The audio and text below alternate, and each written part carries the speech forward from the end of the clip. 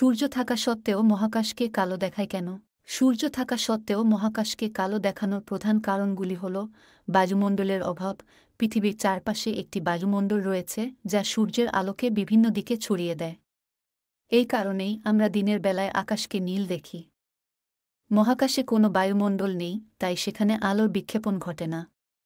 ফলে সূর্যের আলো সরাসরি আমাদের চোখে না পৌঁছালে মহাকাশকে কালো দেখায়। আলোর অনুপস্থিতি।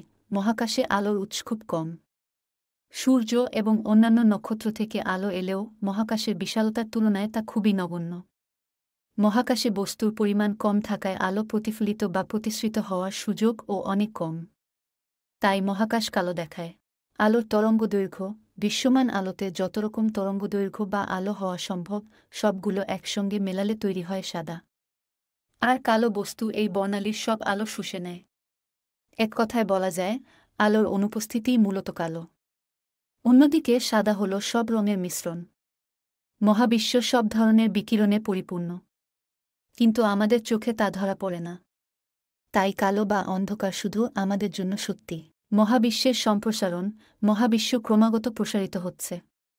এর ফলে নক্ষত্র এবং গ্যালাক্সিগুলো একে অপরের থেকে দূরে সরে যাচ্ছে। এ কারণে নক্ষত্রের আলো আমাদের চোখে পৌঁছানোর আগেই দুর্বল হয়ে যায়, যা মহাকাশকে অন্ধকার দেখাতে সাহায্য করে।